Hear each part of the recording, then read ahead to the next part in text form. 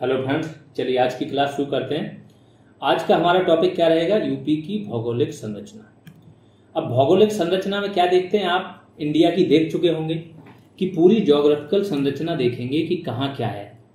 पहले तो लैट और लॉन्ग देखेंगे, लैटिट्यूड और लॉन्गिट्यूड। इसके बाद देखेंगे पर्वत कहाँ है, पठार कहाँ है, मैदान कहाँ है, आपकी नदियाँ कहाँ है, ये सारी चीजें आ जाएंगी।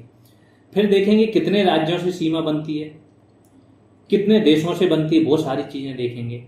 कोई तट वगैरह है कि नहीं है, ये सब चीजें देखेंगे। इसके बाद और भी जो डिटेल होगी यूपी से रिलेटेड, जहां से क्वेश्चंस बनते हैं, 1 या 2 क्वेश्चंस आपके यूपी के एग्जाम्स में आते हैं। यहाँ से बहुत बड़ा टॉपिक नहीं है, आराम से इसको करते हैं। ये अपना यूपी स्पेशल सेकंड टॉपिक होगा। अगर आपको याद हो तो यूपी की जनगणना आपकी हो चुकी है, वो भी यूपी स्पेशल था, है ना। इसी तरीके से अब हम यूपी स्पेशल 10 से 11 टॉपिक्स में हमने डिवाइड किया, जहां से क्वेश्चंस आते हैं। जनगणना से आपके 2 क्वेश्चन मेनली आते हैं। यूपी स्पेशल से ये वाला जो आपका अवस्थिति से 1 या 2 क्वेश्चंस आते हैं। बाकी और भी टॉपिक हैं जैसे लोक नृत्य, लोकगीत वगैरह। यहाँ से तो हम सीधे वो पिन पॉइंटेड टॉपिक उठाएंगे जहां से क्वेश्चंस आते हैं, उनको बहुत डिटेल में करेंगे। नेक्स्ट 3 डेज में हमारा प्लान है यूपी स्पेशल भी खत्म करने का, ठीक है। तो चलिए शुरू करते हैं।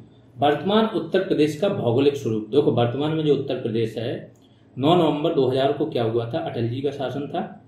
3 राज्य बने थे उस टाइम पे। तो यूपी से कट के क्या बना था आपका? उत्तराखंड। एमपी से कट के छत्तीसगढ़ और बिहार से कट के झारखंड। 3 राज्यों का निर्माण हुआ था। 13 ऐसे जिले थे जो पहाड़ी जिले थे, उनको काट के उत्तराखंड राज्य बनाया गया था, ठीक है। अब आते हैं अक्षांशीय और देशांतरी विस्तार। इसको जानने से पहले हम मैप पे चलते, मैप पे देख लेते हैं यूपी है कहाँ। ये है मैप यूपी का। ऊपर से अगर देखो, ये है, यहां तक उत्तराखंड है आपका, ये नेपाल है। हिमालय पर्वत शुरू हो जाता है, लेकिन यूपी तक आते आते हिमालय का सिर्फ गिरिपद बचता है। यहाँ पर गिरिपद बचेगा, बहुत छोटी छोटी सी पहाड़ियां बचेंगी और शिवालिक की जो नीचाई वाला क्षेत्र बचेगा। और जस्ट उसके बाद आपका भाबर का क्षेत्र शुरू हो जाएगा। भाबर का क्षेत्र क्या होता है? जहां पे गोलास में, छोटे छोटे गोलास में पाए जाते हैं, नदियां गायब हो जाती हैं।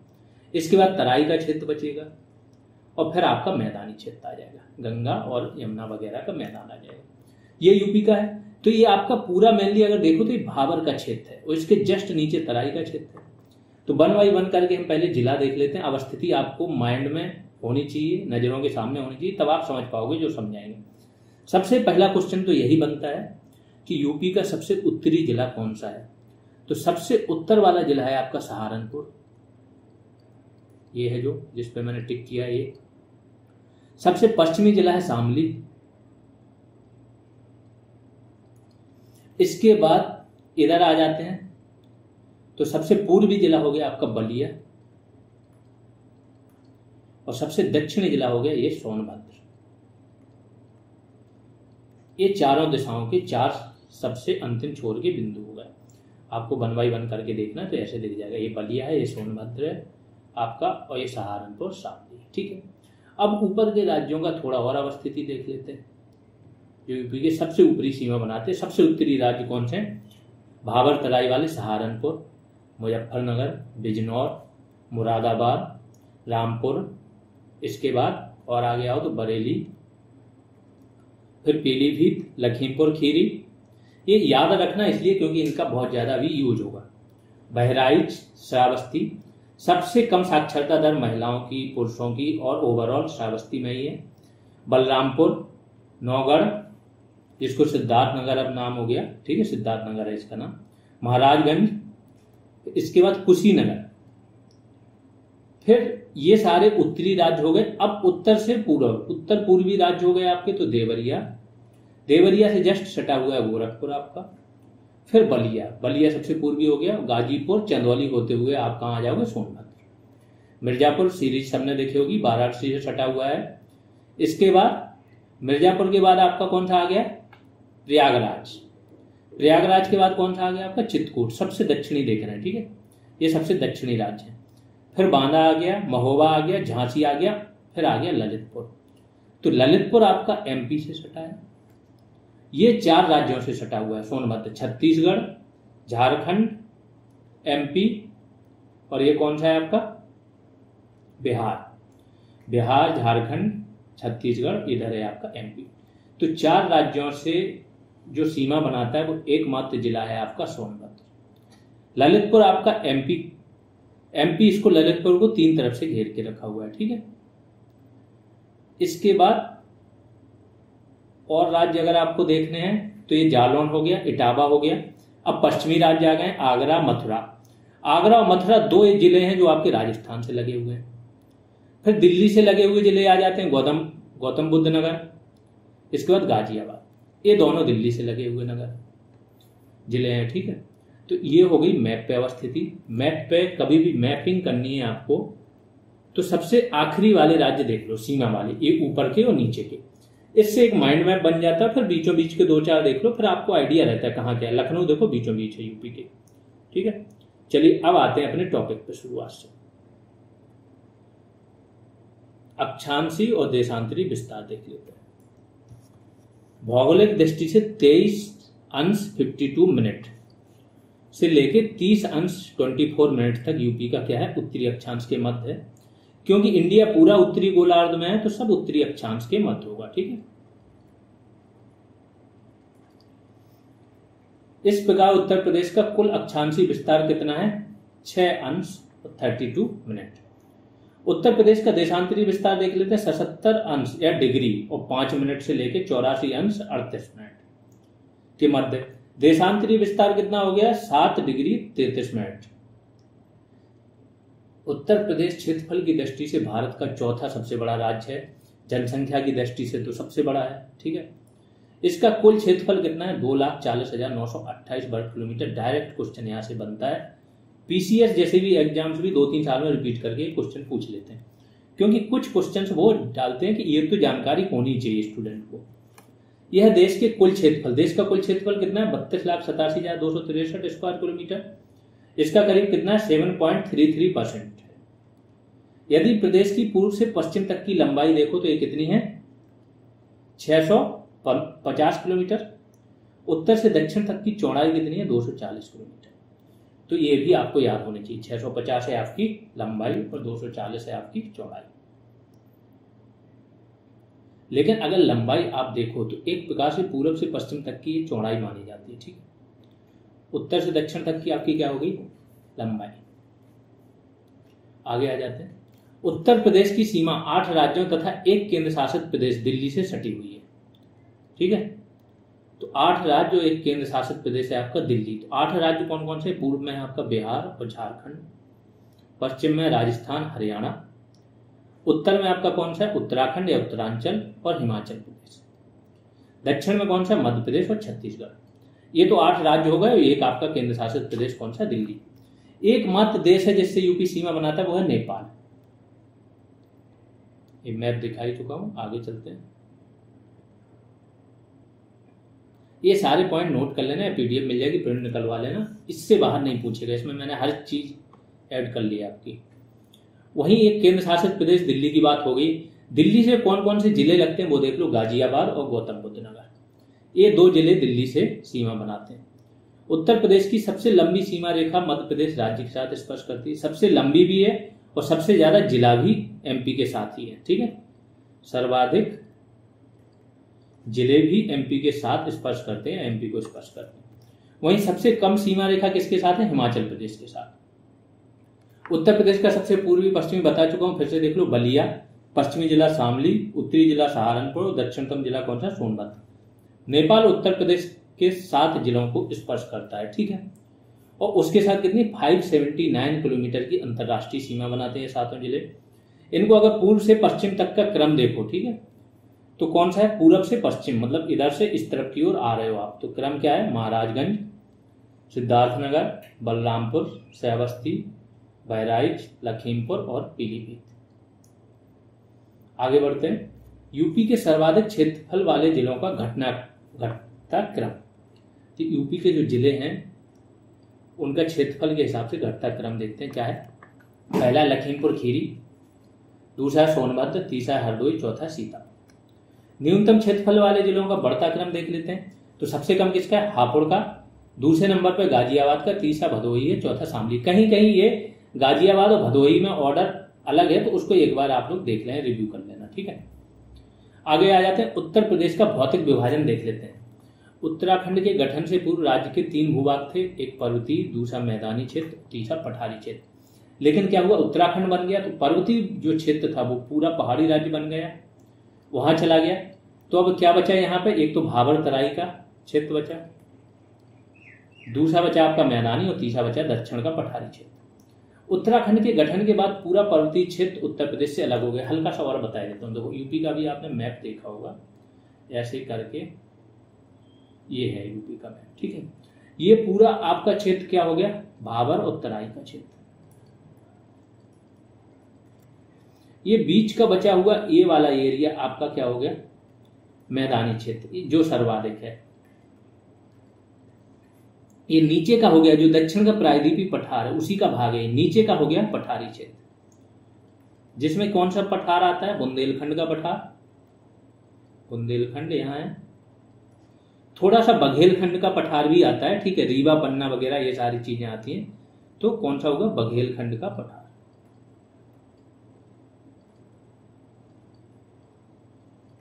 ये पूरा क्षेत्र है, ठीक है, नीचे का पठारी क्षेत्र। अब यहाँ पे जो खनिज पाए जाएंगे वो इसी पठारी क्षेत्र में पाए जाएंगे। मोस्ट ऑफ द खनिज आपके मिर्जापुर और सोनभद्र में है, जितने भी मिलेंगे। फिर कुछ बांदा में हीरा वगैरह मिल जाएंगे, ललितपुर में आपका तांबा वगैरह मिल जाएगा, यूरेनियम भी ललितपुर में मिला है, ठीक है। झांसी में जिप्सम वगैरह मिल जाएंगे, डोलोमाइट, डायनामाइट, ये सब चीजें मिल जाएंगी झांसी में, ठीक है। तो ये सारी चीजें अभी माइंड में रखना, आगे इनका काम आएगा। भौतिक विभाजन देख लेते हैं, वही जो मैंने बताया। उत्तराखंड के गठन के बाद पूरा पर्वतीय क्षेत्र कहाँ चला गया, यूपी से अलग हो गया। अब इस पर्वतीय क्षेत्र से लगा हुआ भाबर तराई क्षेत्र ही उत्तर प्रदेश में बचा हुआ है। उत्तर प्रदेश को वर्तमान में मुख्यतः 3 प्राकृतिक प्रदेशों में विभाजित किया गया है, भाबर और तराई का प्रदेश, गंगा यमुना का मैदान और दक्षिण का पठारी प्रदेश। 3 क्षेत्र हैं। पहला क्षेत्र देख लेते हैं, भाबर एवं तराई का प्रदेश। ये कहां से, सहारनपुर, सबसे उत्तरी राज्य और उत्तर पश्चिमी राज्य जो है सबसे ऊपर है, जो मैंने दिखाया था, वहां से लेके पूर्व में देवरिया सबसे नीचे है। ऐसे चलो तो ये है, यहां से लेके देवरिया यहां तक, ठीक है। यहां से लेके देवरिया एवं कुशीनगर तक एक पतली सी पट्टी भाबर और तराई कहलाती है। तराई भाबर क्षेत्र है पर्वतीय भूभाग है जो कंकड़ पत्थरों से निर्मित है। जो मैंने बताया था कि पर्वत पहाड़ होते हैं तो उसके क्या होते हैं, बड़े बड़े गोलाश्म है। गोलाश्म होके यहाँ पे नदियां क्या है, विलुप्त हो जाती हैं, क्योंकि नीचे से बहती हैं गोलाश्मों के, और आगे आके फिर से ये कहाँ पे, आपकी तराई क्षेत्र में फिर से निकल आती है। तराई क्षेत्र में पानी हमेशा भरा रहता है, दलदली भूमि, मच्छरों का प्रकोप, इसलिए आपने देखा होगा गोरखपुर वगैरह में दिमागी बुखार या जापानी इंसेप्टिलाइटिस इसको बोलते हैं, इसका बहुत प्रकोप रहता है। हर साल काफी बच्चे मर जाते हैं इसके चक्कर में, ठीक है। भाबर क्षेत्र है पर्वतीय भूभाग है जो कंकड़ पत्थरों से निर्मित है। इस क्षेत्र का विस्तार उत्तर प्रदेश के बिजनौर, सहारनपुर, पीलीभीत, शाहजहांपुर, लखीमपुर खीरी जिलों में है। पश्चिम में यह क्षेत्र 34 किलोमीटर चौड़ा है, परंतु पूर्व की ओर बढ़ने के साथ यह सकरा हो जाता है, ठीक है। भाबर क्षेत्र में नदियां लुप्त हो जाती हैं, जो तराई क्षेत्र में फिर से प्रकट हो जाती हैं। भाबर क्षेत्र में जलोढ़ पंख और जलोढ़ शंकु जैसी नदी से निर्मित स्थलाकृतियां, क्या होता है, नदी ऐसी बह रही है तो वो जो अपने साथ अवसाद लेके आती है, वो इस तरीके से क्या होती है, अवसाद यहाँ पे छोड़ती रहती है, तो ये पंख के रूप में होता है। तो जलोढ़, जो जलोढ़ मिट्टी होती है उसके पंख बन जाते हैं, जलोढ़ पंख, ठीक है। ऐसी शंकु के आकार में बनाते हैं तो जलोढ़ शंकु, तो ये स्थलाकृतियां बनी रहती है। तराई क्षेत्र भाबर के दक्षिण में दलदली एवं गाद मिट्टी वाला क्षेत्र है। आगे आते हैं, तराई क्षेत्र के अंतर्गत कौन कौन से जिले आते हैं वो देखिए। सहारनपुर, वही ऊपर से लेके नीचे तक के, बिजनौर, रामपुर, बरेली, पीलीभीत, लखीमपुर, बहराइच, गोंडा, बस्ती, सिद्धार्थनगर, गोरखपुर, महाराजगंज और देवरिया और कुशीनगर के कुछ भाग। तो ऊपर के जितने भी लगे हुए सबसे ऊपरी जिले हैं वो सारे आ जाएंगे आपके कहाँ, तराई क्षेत्र में। तराई क्षेत्र में फसल किसकी, अब जब पानी भरा हुआ है, दलदली भूमि है, तो गन्ना पानी चाहिए होगा, गेहूं और धान, इसकी फसलें रिकॉर्ड पैदावार दे रही हैं। अनेक जगहों पर जूट की भी अच्छी खेती हो रही है। भाबर क्षेत्र और दक्षिण पूर्वी क्षेत्र को छोड़ के पूरा प्रदेश नदियों द्वारा बाढ़ के दौरान लाई गई काप मिट्टी जो है ना, उससे बना हुआ है, ठीक है। दक्षिण पूर्वी क्षेत्र क्या है, पठारी क्षेत्र है, इसको छोड़ दो, भाबर क्षेत्र को छोड़ दो, तो नदियों ने जो मिट्टी लेके आई है उससे ही पूरा यूपी बना हुआ है। अब दूसरा क्षेत्र आ जाता है गंगा यमुना के मैदानी प्रदेश, वही काप मिट्टी वाला क्षेत्र की बात हो रही है। इसको 3 उप विभागों में बांटा गया है। सबसे पहले गंगा यमुना के ऊपरी मैदान, मध्य मैदान और दक्षिणी मैदान, इसकी बात हो रही। ऊपरी मैदान का विस्तार 500 किलोमीटर लंबा और 80 किलोमीटर चौड़ी पट्टी। मतलब ऊपर से आप क्या करो, 80 किलोमीटर की चौड़ी पट्टी ले लो और 500 किलोमीटर ले लो लंबाई, इतने में फैला हुआ है। दूसरा देख लेते हैं गंगा यमुना का मध्य मैदानी प्रदेश। इसका विस्तार यूपी के कहां पे, सहारनपुर, उत्तर प्रदेश के सहारनपुर, बिजनौर, मेरठ, मुजफ्फरनगर, वही फिर से हैं, सारे जिले रिपीट हो रहे हैं। ठीक है, बुलंदशहर, क्योंकि ये पट्टियां बड़ी सकरी सी हैं। और इसके बाद क्या होगा, आपका जिले बड़े हैं, नीचे तक हैं, तो इनका कुछ ना कुछ पार्ट इसमें भी आएगा। बिजनौर, मेरठ, मुजफ्फरनगर, बुलंदशहर, अलीगढ़, हाथरस, मथुरा, आगरा, मैनपुरी, एटा, बदायूं, मुरादाबाद, बरेली जिलों में आता है। मध्य की बात हो रही है, तो ऊपरी जो है आपके कुछ जिले आ जाएंगे और बीच के जिले आ जाएंगे। अब देखते हैं गंगा का पूर्वी मैदान। इसका विस्तार कहाँ, वाराणसी, जौनपुर, गाजीपुर, आजमगढ़, बलिया, मिर्जापुर, सोनभद्र, संत रविदास नगर, ये आपका पूर्वी मैदान है। पूर्व में मैंने बताया था, पूरब और थोड़ा सा दक्षिण वाला एरिया ले लो, सोनभद्र के ऊपर वाला।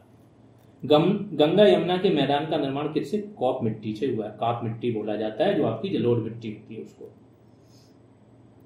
दक्षिण का पठारी प्रदेश देख लेते हैं क्या है। इसमें 2 पठार आते हैं, बुंदेलखंड और बघेलखंड का पठार। बघेलखंड तो मैक्सिमम आपका कहाँ आ जाता है, एमपी में। तो हमारा लेना देना किससे, बुंदेलखंड के पठार से। यह क्षेत्र दक्कन के पठार का ही प्रश्न है। इस भूभाग की उत्तरी सीमा यमुना तथा गंगा नदी द्वारा निर्धारित होती है। सबको पता है इसके ऊपर गंगा और यमुना नदी बहती है, उसी के मैदान द्वारा निर्मित है। तथा दक्षिणी सीमा किससे, बिंद पर्वत द्वारा। जो बिंद का पर्वत है उसके बाद सतपुड़ा का पर्वत है, तो उसके द्वारा दक्षिणी सीमा निर्धारित होती है। इसके पूर्व में कौन सी नदी बहती है, केन नदी। पश्चिम में बेतवा तथा पाहुज नदियां इसकी सीमा निर्धारित करती है। उत्तर प्रदेश में बुंदेलखंड के अंतर्गत कौन कौन से जिले आते हैं, झांसी, जालौन, हमीरपुर, महोबा, चित्रकूट, ललितपुर और बांदा।